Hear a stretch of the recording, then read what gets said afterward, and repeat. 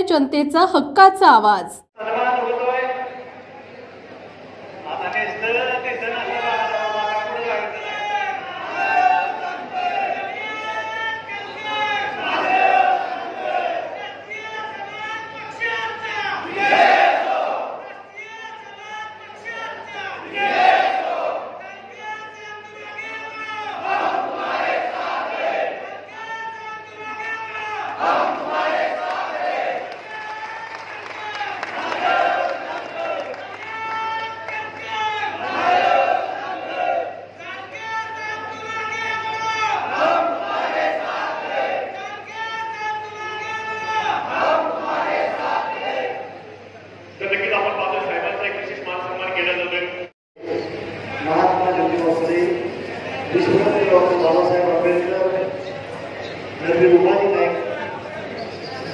स्वामी विवेकानंद,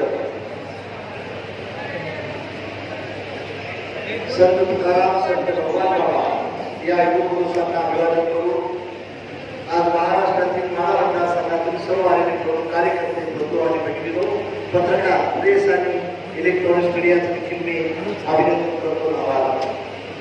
आपला नतमस्तक होतो। आज तुम्ही स्वतःच्या पैशाने, स्वतःच्या ताकदीने तुम्ही मंडळीत आला। मला वाटतंय 3.5 लाखाच्या वर रुपये देखील गोळा झाले, त्याची यादी देखील आली आणि खर्च काहीतरी 2 लाख रुपये झाला, 2,10,000 जेवण। बाजूबाजू हा प्रोग्राम भारतीय जनता पार्टी किंवा काँग्रेसला घ्यायचा असता तर कमीत कमी 1 कोटी रुपये खर्च केला असता किंवा 1.5 कोटी रुपये गेला असता। आज इथं आलेला आहे, तुम्ही माझ्यावर प्रेम करणारी माणसं आहात आणि खऱ्या अर्थाने तुम्ही आज आले। बांधवांनो, मी माड्यात उभा राहिलो, खासदार झालो म्हणजे तुमच्या सर्वांच्या सोन्याच्या चुली होतील असं काही नाही, परंतु मला खासदार होणं का गरजेचं वाटतंय ते मी थोडक्यात सांगणार आहे आपल्यास। बांधवांनो, मी कधीच आमदारकी लढली नाही, करणार नाही। मी झालो तर खासदारच होणार। मी बेलपत्तीसारखी माझी भूमिका आहे। मी जळत राहिलो, आकाश मात्र शेतकऱ्याला मिळत राहील एवढी भूमिका मी आता करणार। मी कुठल्या पक्षाचं तिकीट मागायला जाणार नाही, तर तिकीट देणारा मी नेता आहे। मी देणार। I am not demander, we are a commander, we are a commander. या जिल्ह्याचं नेतृत्व आदरणीय यशवंतराव चव्हाण साहेबांनी सुद्धा केलं। ते राष्ट्रीय नेते बनले, परंतु मला सुदैव असं मिळालं की मला पक्ष बनून त्याच पक्षाचा आमदार खासदार व्हायचं भाग्य मला प्राप्त झालं। आमदार होता येते, मंत्री होता येते, खासदार होता येते, मुख्यमंत्री होता येते, पण कुणाच तरी झेंडा घेऊन मी तुमच्या स्वाभिमानावर, तुमच्या तनावर धनावर हा झेंडा तयार केला। हा झेंडा खाली पडून दिला नाही, तो महात्मा फुलेच्या गावात तयार केला आणि तो अखेरपर्यंत घेऊन जाण्याचा मी विडा उचललेला आहे। तुम्ही म्हणणारे काय चाललंय? मी नम्रपणे आपल्याला सांगू इच्छितो, मला जास्त वेळ देता आला नसेल। 1 लाख मदत तुम्ही मला दिली माड्यानं, पत्रकारांनी मी वर्गण काढून मला मदत केली, त्यांनी बिचाऱ्यांनी सहकार्य केलं। पण तुम्ही 1 वर्षात 15 वर्षात काय केलं तर कन्याकुमारी पासून ते काश्मीर पर्यंत हा तुमच्या जिल्ह्यातला झेंडा देशाच्या गादीवर नेण्याचा प्रयत्न चालू आहे।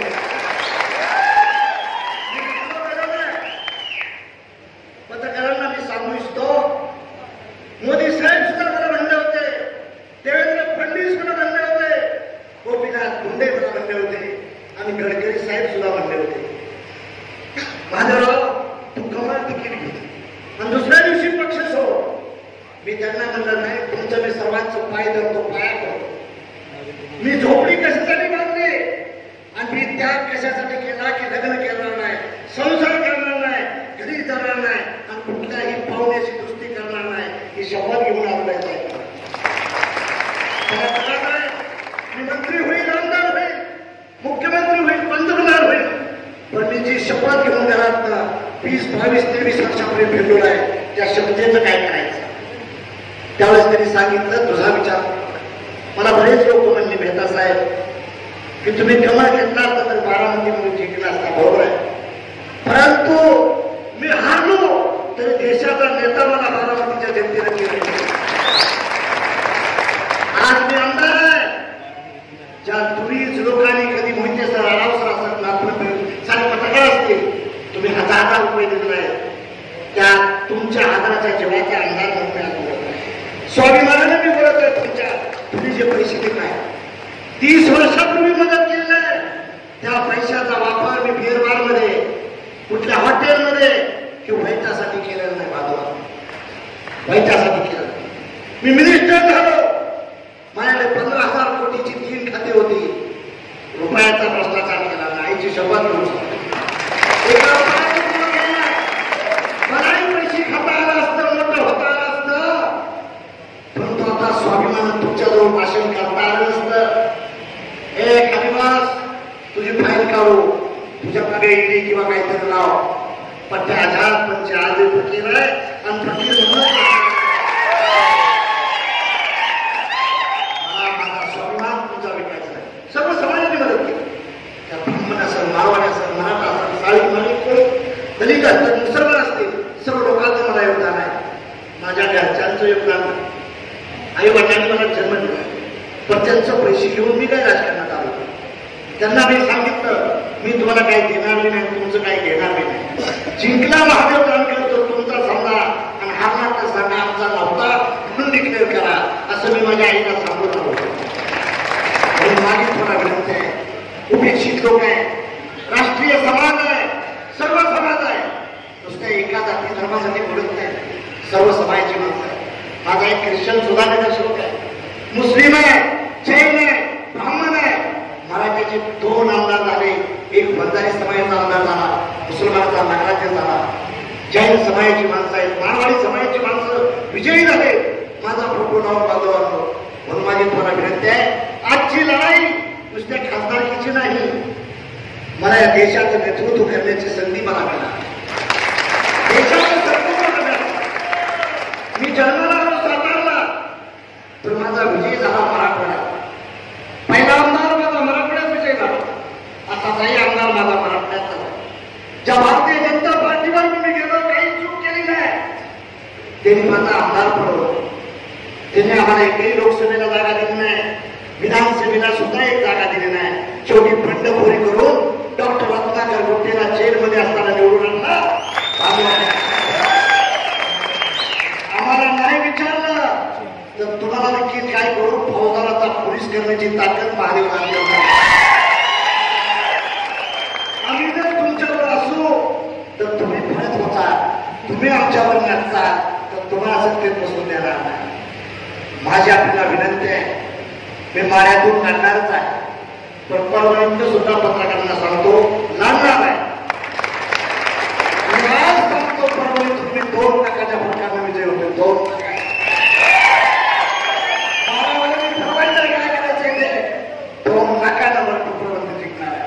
आणि ज्यावेळेस महादेव जानकर दिल्लीला खासदार होत आहे तेव्हा महाराष्ट्रात 35 आमदार या राष्ट्रीय समाज पक्षाचे असतील. 35 आमदार असतील तर मुख्यमंत्री काशीनाथ शेळके आपल्या पक्षाचा नाही होणार, पण काशीनाथ शेळके तुला विचारल्याशिवाय महाराष्ट्राचा मुख्यमंत्री. मला कधीच आयुष्यात मुख्यमंत्री व्हायचं आहे, शपथ आज घेतोय मी. महादेव जानकर कधीच मुख्यमंत्री होणार, कधीच मला मुख्यमंत्री व्हायचं नाही. मिळाली संधी तर 5-10 मिनिटं मी पंतप्रधान व्हायचं पाहिजे. तुम्हाला मात्र मुख्यमंत्री करणार आहे. काशीनाथ शेळके तुम्हाला संधी चांगली आहे. तुम्ही बघा कोठारी साहेब, तुम्हाला एक संधी चांगली आहे. कोठारीला एक संधी मिळणार आहे मंत्री मुख्यमंत्री. एक काम मी सांगतो, I am a not demander, I am a commander. मी बनवणारा गुरुवार आहे, बनवणारा आहे, मी मागणारा नाही, मागणारा नाही. मी म्हणणार नाही रेल्वे देतो, पाणी देतो, याची भाषा नाही करणार. आज सत्ता तरी द्या ना तुम्ही. महादेव जानकरचं नावच कापले, बाकी काय लागणार नाही तुम्हाला. बंदोबस्त करणार. म्हणून माझी तुम्हाला विनंती आहे, डॉक्टर तौफिक शेख बोलला आज मोठे बनवून बोलत नाही. 5 ते 6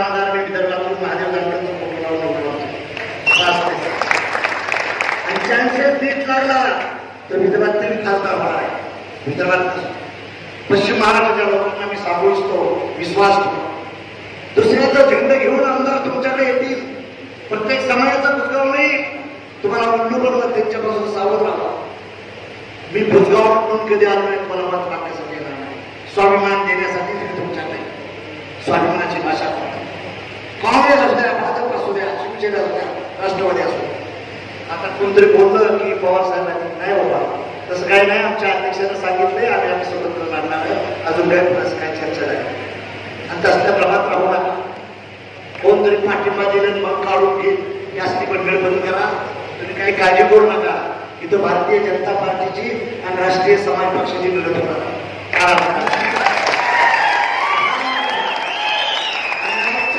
सांगतो 2 मतदारसंघातून महादेवजांकडे विजय होतो. आज विजयाचा मेळावा तुम्हाला घेऊन आत्मविश्वास देण्यासाठी आलो. समजा काही पण वाईट झालं तर खचून जाऊ नका. 20-25 आमदार येतील तेव्हा पत्रकार महोदयांना माझी विनंती आहे की मला राज्यसभेवर तरी राष्ट्रीय समाज पक्षाचे लोक पाठवले ना कधी कोण बी म्हणून जामखेड साहेब तुमचे 35 वाघ आहेत, सदतीचं कोटिंग आहे, 2 अपक्ष घ्या आणि राज्यसभेवर जावा. मग तर कोण अडचणी देणार नाही, कोण अडचणी देणार नाही ना. पण मी खासदार होणार आहे आणि मला दिल्लीला जायचं ते फायनल झालं आहे. स्वतःच महादेव जामखेड फिरावं लागेल, मला देशभर फिरावं लागणार. देशभर मी सभा घेणार आहे. माझ्याला जास्त वेळ मी देणार नाही. मनात पैसा खर्च करावा लागेल.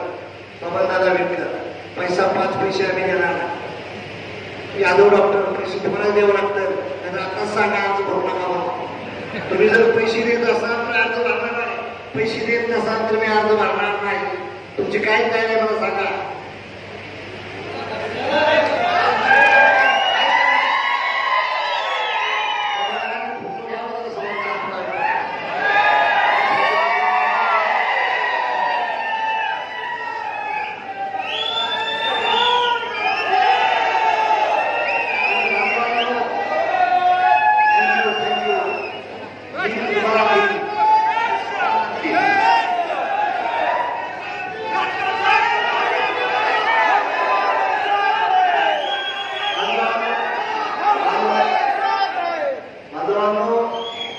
की राष्ट्रीय नेत्याची निवड आहे. राष्ट्रीय नेत्याची देशाचं नेतृत्व जर मला जगाच्या पाठीवर सोनिया गांधीचा रायबरेली, पवार साहेबांचा बारामती, ममता बॅनर्जीचा शिवडोना हे मतदारसंघ जर तुम्हाला देश लेवलला न्यायचे असतील तर राष्ट्रीय नेत्याला तुम्ही मत दिलं पाहिजे. राष्ट्रीय नेत्याला माझे मित्र एक खासदार आहेत, ते माझे मित्र चांगले, पण ते राष्ट्रीय नेते होऊ शकणार नाही. कार्यकर्ता येते कार्यकर्ता. मग कार्यकर्ता आणि नेत्याला फरक स्पष्ट करा एवढीच माझी तुम्हाला विनंती. मी नेता म्हणून साठी आलोय. तुम्ही कार्यकर्त्याला मत देणार का नेत्याला मत देणार हे तुम्ही ठरवायचं आहे. लीडर आणि लॅडर मधला फरक करा. Who is the ladder and who is the leader. Ladder ही वरच्या मार्गावर जाण्यासाठी शिडी वापरली जाते. दॅट इज कॉल्ड लॅडर म्हटलं जातं. लॅडर हा कार्यकर्ता असतो, तर लीडर ऑलवेज स्ट्रॉंग असतो. लीडर आणि लॅडर आज जे मत मी मागण्यासाठी आलो आहे तुमच्या दारात फिरणार आहे. मी देशाचं इलेक्शन भवितव्य बदलण्यासाठी मला संधी द्या. मला लोकसभेत गेल्यानंतर काय करता येईल. मला 17 भाषा येतात. 17 भाषा माझ्या करता येतात. देशातलं राज्य कुठलं ठेवलं नाही चालत देखील मी सांगेन. मिर्झापूरची गटली कुठं आहे, कुठलं गाव कुठं आहे, रायबरेली किती किलोमीटरला काय आहे ते देखील मी सांगण्याचं काम करेन. बिहारचं विचारा, पश्चिम बंगालचं विचारा, तिथलं देखील 15-20 वर्ष जे फिरत होतो ते मजा करण्यासाठी फिरत नव्हतो बरोबर. पण माझी तुम्हाला विनंती आहे, नसून तुमच्या लग्नाला आलो, नसून एखाद्या मैत्रीला येऊ शकतो नसून माझी वैपुरी आहे. परंतु हा महादेव जानकर तुमचा स्वाभिमान घेऊन देशभर फिरत आहे. परवा ज्यावेळेस सीएमची मिटिंग झाली, नॅशनल ओबीसी लीडरची मिटिंग झाली, त्यात सारे मुख्यमंत्री होते. मीच फक्त एकटा मुख्यमंत्री नव्हतो त्या मिटिंगला गेलो. माझी पक्ष आपला आहे. तुमच्या जिल्ह्यातला पोरगा आहे महादेव जानकर, सातारा जिल्ह्यातला. जिल्हा शेवटी मला सातारा द्यावं लागतं. त्या उत्साहात करांना माझी विनंती आहे की 2-2 लाखाचं लीड जर तो मान खाटावर पटलं दिलं तर मी बाकीच्या जिल्ह्याचं तिकीट 4 जिल्ह्याचं बघतो काय, त्या तालुक्याचं काय करायचं. तुमचं काम आहे मान पटण, कोरेगाव आणि मान खटाव या दोघांची जिम्मेदारी आहे. राष्ट्रीय नेत्याला मतदान द्यायचं काय का कार्यकर्त्याला मतदान द्यायचं एवढीच माझी विनंती आहे. टीका करणार नाही. सत्ता त्यांची आहे, कितली सत्ता त्यांची आहे, तिकडे ती माया सत्ता नाही, बाहेर सत्ता नाही. तेव्हा तुम्हाला हे देईन ते देईन मी काय असं म्हणणार नाही. पण त्या करून दाखवणारा इंजिनियर आहे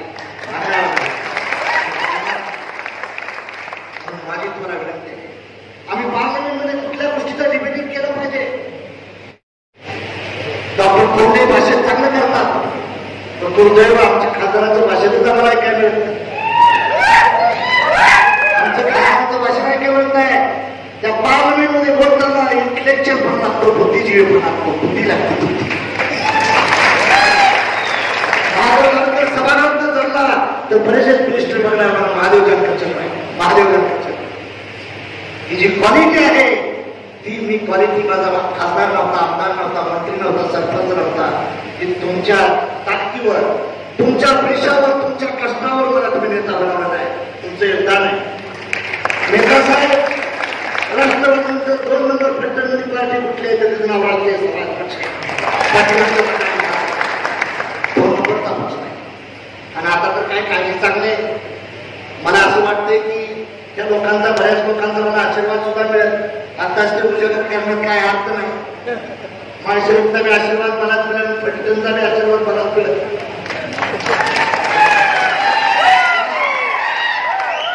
फलटणला विधानसभेला पहिला मी केला मेहता साहेब.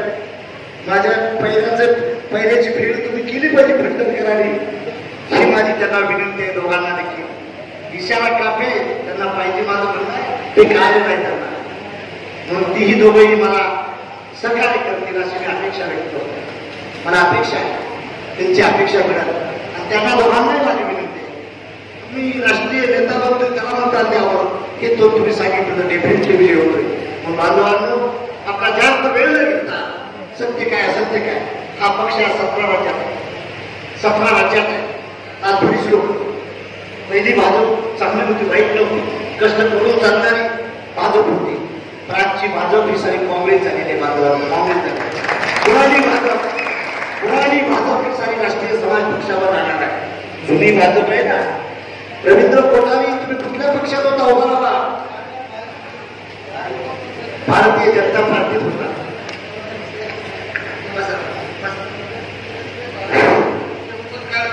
नगर जिल्ह्यातले भारतीय जनता पक्षाचे 100 कार्यकर्ते जानकर साहेबांच्या नेतृत्वात या कार्यक्रमात प्रवेश केलेले दिसतील. मात्र काळजी करू नका. आज त्यांचं वाद जोरात चाललंय. भाजपाचा खरंच लोकांचं प्रेम असतं तर अशोक चव्हाण साहेब वगैरे मोठी माणसं घ्यायला नाही पाहिजे होती.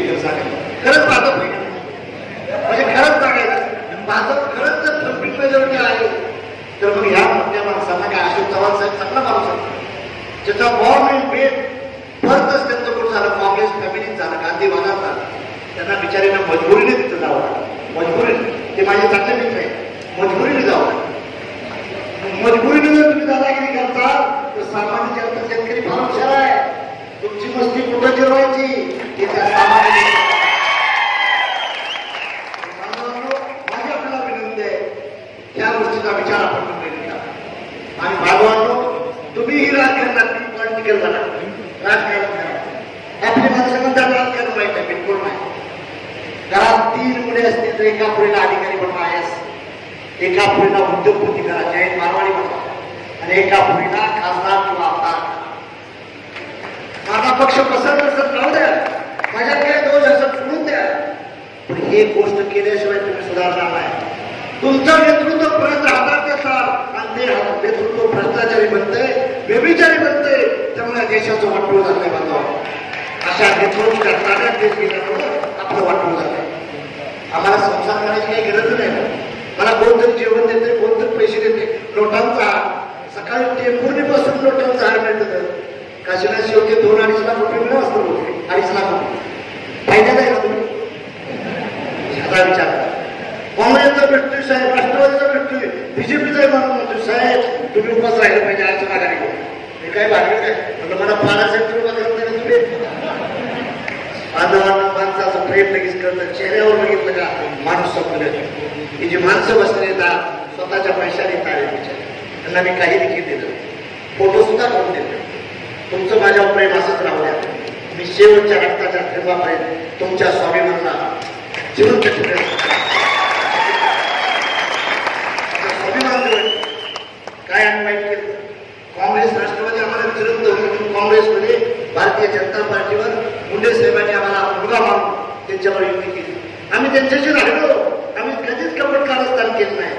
पण त्यांनी काय केलं आमच्याशी कपट कारस्थान? बोलायचे आणि करायचे. आजच्या दिवशी माझ्या 2 सभा घेतल्या. जिंतूरला आणि दौंडला बी फॉर्म माझा जोडला आहे. आणि मागल्या तासाभराने मला फोन येतो, तिथला डेप्युटी कलेक्टर माझा वाचा होता.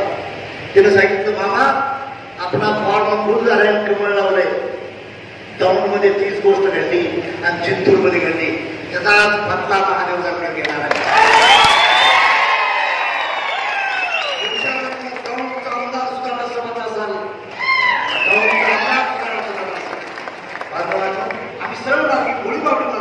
आम्हाला असं गनिमी गावात नव्हतं.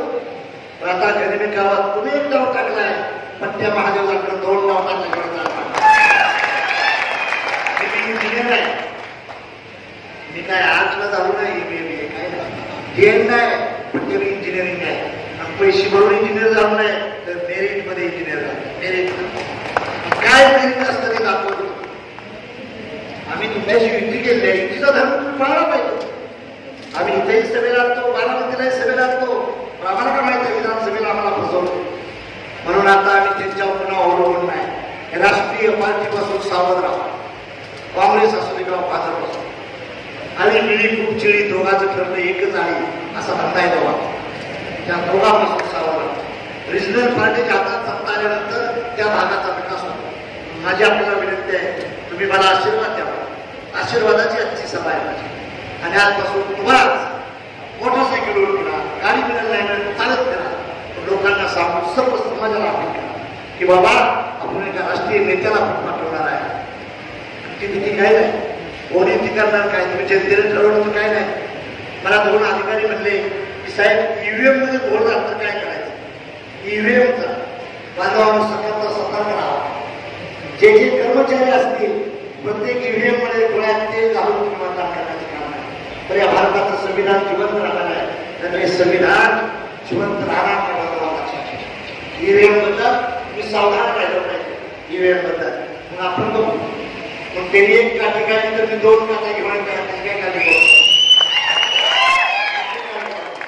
धमकीला उत्तर धमकीने दिलं जाईल. पण माझा विचार आहे पाहून बनतो योद्धा असायचे आणि बुद्धी बनतो जग असायची. बुद्धीनं लढायची का जगात तुम्ही विजय होता. त्याला माझी विनंती आहे, त्या शेतीवर अवलंबून राहू नका. तुम्हाला उद्योग धंद्यात म्हणावा. अमेरिका जगावर काय करते तर इंडस्ट्रियलायझेशन जास्त आहे आणि इंडिया गरीबात आहे. इंडियामध्ये शेतीचा धंदा जास्त आहे. त्यामुळे आम्ही बदल करतो. शेतकऱ्याने ठरवलं पाहिजे माझा एक पोरगा उद्योगपती बनला पाहिजे. आयडिया असेल छोटंसं गॅरेज टाका, छोटंसं दुकान टाका, छोटंसं हॉटेल टाका, छोटीशी कंपनी टाका, पीपीसी पाहिजे. पण धंद्यात मला नुसत्या शेतीमुळे तुमची प्रगती होणार नाही.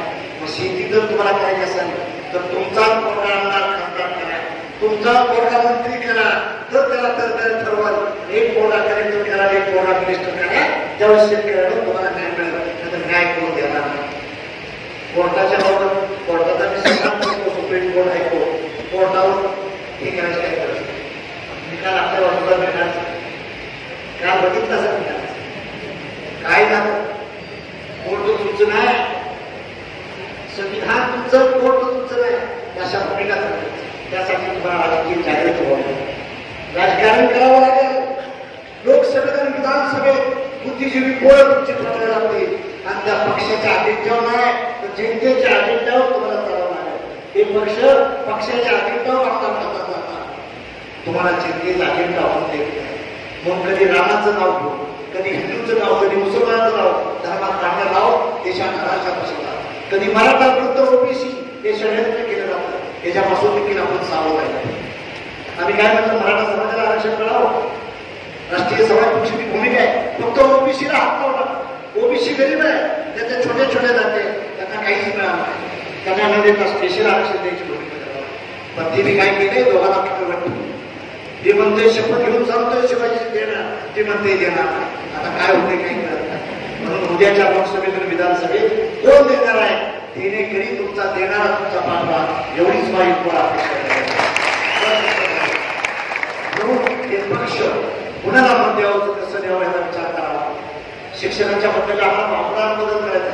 मी जर आज मिनिस्टर असतो, विकास मंत्री, तर 3, 5, 8, 5 100 रुपये लिटरला करायला, 100 रुपये 50 रुपये फुटीला वीज दर पहिला दिला, 5 रुपयाचा अंदाज पहिलं वीज वाढवलं. सारे अधिकारी विरोध करत होते, पण त्यांना मागे तुम्हाला हे द्यावं लागेल शेतकऱ्यांना. त्या शेतकऱ्यांचा दर आज देखील वाढला. शेतकऱ्याला देता येत नाही का, मिनिस्टरच्या मनात पाहिजे, इच्छाशक्ती पाहिजे. होत वाजवा म्हणून माझी आपल्याला विनंती आहे, तुम्ही किती दिवस पाण्यासाठी लढाई करता, पाणी द्या, पाणी द्या, पाणी द्या. जन्मापासून पाणीच बघतोय, सरकार बदलली, पाणी अजून येत नाही. डोळ्याचं मी कुठं पेन खाते याचा अभ्यास करा, अभ्यास करा.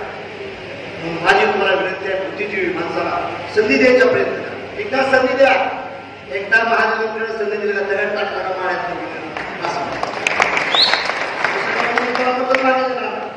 मतदान लागणार नाही. तुम्हीच दिलेले साहेबांना भरवला. तुम्ही मला संधी द्यायचा प्रयत्न, संधीचं सोनं करणं हे आमचं काम. आम्हाला कष्ट करायची सवय, आम्हाला एसी कोणाची सवय नाही, रेस्ट हाऊसला बसायची सवय नाही. कष्ट करायची ताकद आमच्या जवळ आहे. म्हणून माझी तुम्हाला विनंती आहे, सर्व राष्ट्रीय समाजाला, सर्व समाजाला त्या गोष्टीवर गौरव करावा, संधी द्यायचे काम करावं आणि सेवा करण्याचा मोठा त्याचा असं महाराजा व्यक्तीला मी अभिवादन करतो. आपण सर्वजणांना सर्वांचं अभिनंदन करून मी आपल्या जागेत. जय हिंद, जय भारत. आपल्या भागातील महत्त्वाच्या आणि ताज्या बातम्या पाहण्यासाठी गंधवार्ता न्यूज चॅनलला यूट्यूबवर सबस्क्राईब करा आणि बेल आयकॉन प्रेस करा.